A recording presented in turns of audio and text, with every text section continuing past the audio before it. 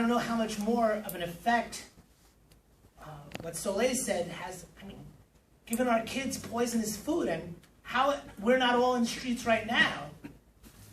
This kind of thing has to be stopped, and it's going to require our doing collectively. So one thing, if you can just take from tonight, is that I hope you learned something tonight, and then you bring it and you tell somebody, and then they tell somebody. And that's going to be the key to stopping this, not just this, but other issues that affect us as workers and citizens. All right, our next speaker is Alex Beauchamp. Yeah, close enough. Alex? No? It's Beauchamp, but that's okay. Beauchamp. And he's from the Food and Water Watch, and he's going to talk about the TPP's impact on our food and water. As if the last speaker, you know what I mean? Now it's in the food, it's in the water. It's crazy. Thank you. Yeah. Thanks. He is here. We're ready to pick up. Yeah. Okay. So as you said, I'm with Food and Water Watch. You know, we do, as the name would imply, lots of work on both food and water policy. In a lot of ways, we're kind of a weird group. People think of us as an environmental group, but we really come at a public citizen, which is one of the original NATO organizations. And so we have a lot of that kind of like old school consumer advocacy thing, I guess, right? And so I'm here to talk a little bit about like how tangibly the TPP could affect this, right? How it screws up our food and water. And there's a number of sort of scary things. It's the kind of thing you wouldn't expect a trade deal to necessarily deal with. And I think it's because it's much bigger, as the other speakers have said, than your average trade deal, right? This is really a corporate power grab that goes kind of all the way through the entire economy, and really to the heart of like our own sovereignty. And so I want to start with food. So I'll try to be very brief. For years and years at Food and Water Watch and a bunch of other consumer groups, we fought off this idea of privatized meat inspection. Shockingly, there's a segment of us in the public interest world that don't want the companies that sell us the meat to also be in charge of inspecting it. This should be totally common sense. It's actually been an incredibly hard battle, particularly on chicken, and one that we're by no means necessarily going to win. But we fought it off for a long time. That could go out the window with TPP, largely because of this investor state provision that other folks have talked about. This has actually happened in other places around the world, and shockingly, again, it hasn't worked out terribly well in Australia and New Zealand where they've tried it. The meat has gotten worse. There have been more illnesses. Sort of any way you measure it, again, this shouldn't surprise anybody. It works out quite well for the companies because you can produce meat even faster and sell it for even less and make even more money. So privatized meat inspection, a terrible idea and something that really could be threatened by TPP. The last speaker talked a lot about GMOs. People might know this. You should read the label. In America, though, if you read the label, it doesn't tell you whether it's GMO or not. We've fought for a long time and led a campaign here in New York this year to try to get GMO labeling. This is something that has a lot of momentum. Vermont passed it this year. Connecticut and Maine passed it, although with weird trigger clauses, the year before. This is something that's time has come, and a number of states are going to pass this. It's on the ballot in Oregon and in Colorado this year. That stuff could go out the window as well for the same reason that the companies could sue us because they can't make as much money. It also goes right to the heart of what you were just talking about. So it's not just US laws, but actually we're behind much of the world. So not so much on the TPP, but on the other side of the transatlantic partnership, virtually all, and actually some of the Asian countries as well, Japan and others, already label GMO food. So there's a race to the bottom the other way as well, right? Sometimes we're at the top, sometimes we're at the bottom.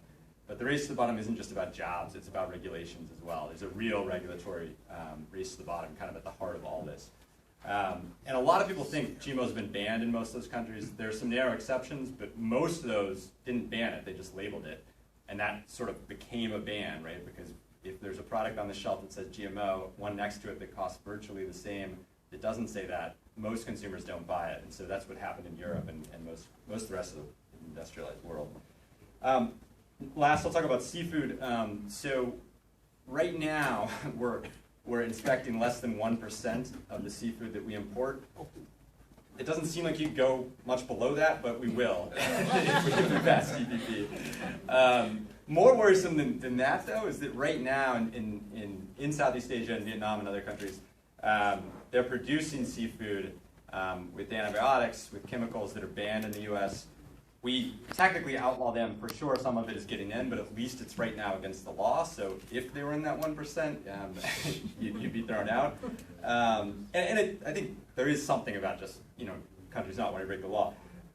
That could go out the window as well if we pass TPP. And last, I want to talk about my favorite subject, which is really what consumes my life at Food and Water Watch, is this ongoing campaign to ban fracking in New York and across the country, which we've done all over the place. People might know New York is kind of the only place we've held out, right? We're fracking almost everywhere else in the country that we can, with, like maybe Maryland is the minor exception. But we also have been able to stop it in New York so far.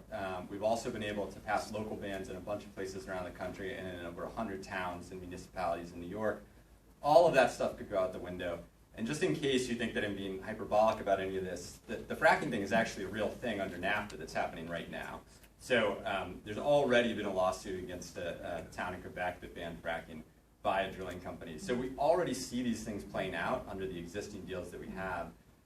When you expand that to sort of the entire Pacific Rim, the consequences could be really scary.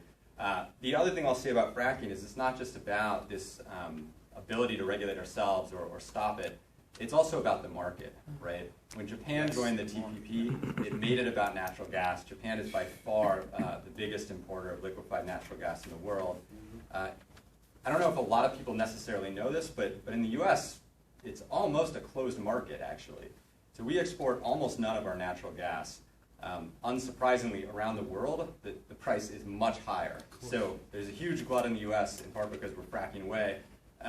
In Europe, and especially in Asia, you can fetch 3-4 times as much, or as high a price, I mean. So if that happens, right, and they're trying to, right? They're trying to build an export facility off Long Island. They're trying to build it all along the West Coast. They're trying to build it in Cove Point in Maryland. There's like 16 of these things around the country. If that happens and we start exporting it around the world, and especially if we pass the TPP, it's going to get much harder to stop fracking, right? Because all these companies are going to be making way more money off every gallon of natural gas that you sell. And so that's going to be really terrifying. And we've already seen it playing out right now where you can stop the natural gas at times. When you try it with fracked oil, it's a lot harder, right? Because oil is much more expensive, it's much more lucrative, and our society is sort of more reliant on it in a way. So that's kind of all I have. What I'll say to close is that, all that stuff sounds scary, and I think everything everybody said sounds scary. And what's odd about this, and I think also what makes it powerful, is that this deal is really something that screws everybody. We've done a lot of these talks, and there's people in the environmental world and the consumer world. I think Adam or somebody talked a little bit about the implication for drugs. The medical community hates this stuff. It really does kind of screw everybody. And so coming together, we've been able to stop it, right? A lot of folks were worried this would pass a year ago. A lot of folks were worried it would pass last fall. Even earlier. We've kept it out so far. We cannot let it happen in the lame duck. And what it takes is organizing, right? This organizing that we've done, that's the only thing that's stopped it so far. So we got to keep it going. That's all I got. All right.